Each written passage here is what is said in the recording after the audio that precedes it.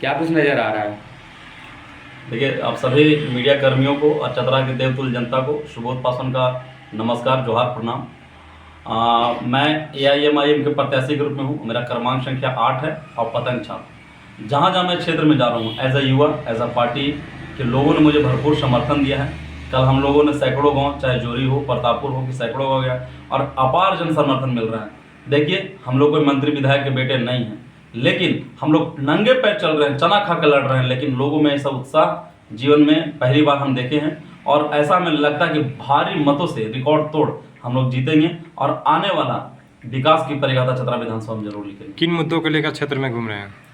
मेरा विकास का मुद्दा है, बेरोजगारी का मुद्दा है, पलायन का मुद्दा है, और सबसे बड़ा यहाँ पे जितने भी नेता हैं जो उनको पच नहीं रहा है कि चतरा में विकास कैसे हो, वो मुद्दा है। और यहाँ पे विद्यार्थी हो, चाहे अल्पसंख्यक हो, चाहे दलित हो, चाहे युवा वर्ग हो, सब कुछ छला गया। आज़ादी के इतने वर्षों बाद भी ये दुर्भाग्य है कि चतरा में एक अच्छा सा यूनिवर्सिटी नहीं है, अच्छा हॉस्पिटल नहीं है। और आज़ादी के इतने साल बाद भी, और हमारे जिले के मंत्री 20 साल रहे हैं, 20 साल में उनका प्रतिनिधित्व यहाँ पे जीरो रहता है। तो ये जो दो, भारतीय जनता पार्टी और ये RJD, जब से इन लोगों ने आया है तब से इस क्षेत्र का बेड़ा गर्क हो गया। इसलिए तीसरा विकल्प, तीसरा मोर्चा की अब जरूरत है, युवा की जरूरत है। आने वाला समय में अगर विधायक बनते हैं तो 6 महीना के अंदर पूरा काया पलट कर देंगे चतरा विधानसभा का। 8 तारीख को OBC का कार्यक्रम होने की सूचना मिल रही है।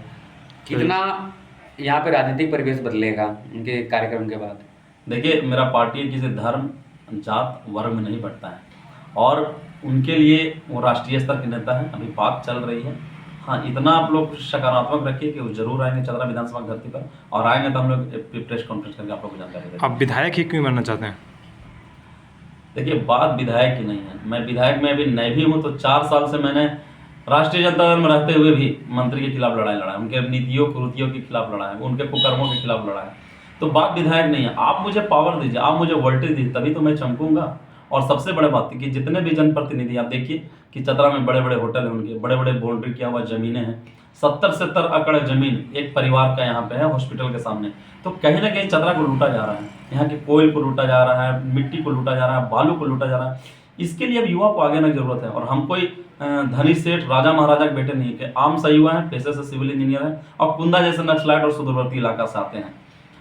आने वाला समय चतरा विधानसभा के सारे जनता, दलतुल जनता से हम यह स्पष्ट आग्रह करते हैं कि आप मुझे जनाधार दीजिए, और 6 महीना के अंदर पूरा काया पलट कर देंगे चतरा विधानसभा को। अपना प्रतिद्वंदी किसको मानते हैं? मेरा प्रतिद्वंदी राज्य के मंत्री सत्यानंद भोक्ता से है, क्योंकि वो 20 साल से सत्ता में रहे हैं, और जो विगत 5 वर्षों सत्ता में रहने के बावजूद बस पेट पे हाथ फिराए हैं वो, और जनता को कुछ नहीं किया है। बस उनका वजन बढ़ा है, वजन का ग्राफ बढ़ा है। मंत्री चुनाव मैदान में नहीं है खुद से?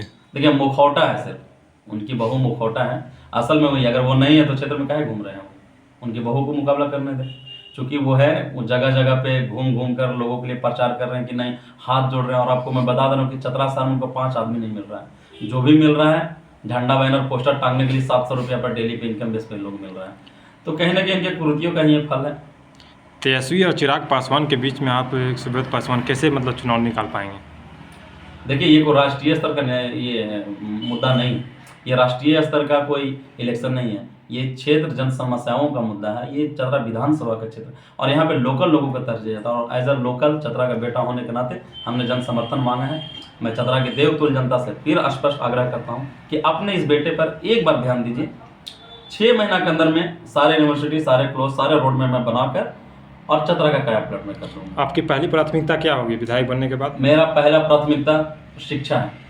शिक्षा के लिए मैं यूनिवर्सिटी का निर्माण करवाऊंगा, और मैं विधायक बनने के बाद ना ही मैं कोई सरकारी गार्ड लूंगा, ना ही मैं सरकारी आवास लूंगा, ना ही मैं कोई सरकारी वाहन यूज करूंगा। और जो भी सैलरी मिलेगा विधायक से 90%, 10% काटकर 90% जनता में दान करूंगा। 50% मैं पुलिस कर्मियों को, बच्चों के लिए दूंगा, 20% पारा शिक्षकों को दूंगा, 10% सहिया दीदी को दूंगा, और 10% मीडिया कर्मियों के जितने भी बच्चे हैं उनका पढ़ाई के लिए मैं दूंगा। लोगों से अपील कुछ करना चाहते हैं? अपील एक है कि आज अगर आपने मुझे इस युवा को सपोर्ट नहीं किया, इस गांव देहात आए हुए इस बच्चे को सपोर्ट नहीं किया, तो कोई भी युवा आगे करके हिम्मत नहीं। क्योंकि हम लोग का जो जिनसे हम लोग का चलन है, जिनके ऊपर हम लोग को घमंड है, ये आप लोग से ही है, सारे जनता से ही है। आप लोग समर्थन कीजिए, और अपने बेटे का भरपूर समर्थन कीजिए। हम लोग पास मंत्री विधायक जैसा पैसा नहीं है, हम लोग के पास मंत्री विधायक जैसा पावर नहीं है, लेकिन हाँ इतना तो जरूर है कि बड़े बड़े विरोधियों का हमने दांत खट्टा कर दिया। अंतिम समय में हेमंत सरकार कई योजना, ये अंतिम समय में क्यों है? ऐसा क्यों नहीं है कि मतलब स्टार्टिंग लेकर आ जाते हैं? ये तो यही हो गया कि लास्ट समय में लॉलीपॉप दिखा रहा है, अब ये लागू होगा ना होगा क्योंकि आचार संहिता लगा हुआ है। दूसरा चीज़ ये है कि चाहे जो भी सम्मान दिए हैं राज के हित के लिए दिए, नहीं तो राज की जनता डिसाइड करेगी। लेकिन हाँ इतना जरूर कहेंगे कि चतरा में अब विकास की परिगाथा बढ़ गया है, बयार भी बढ़ गया, और तीसरा विकल्प के रूप में सुबोध पासवान यहाँ पे है और जीत के दिखाएंगे इस सीट को किसी भी कीमत पे। ठीक।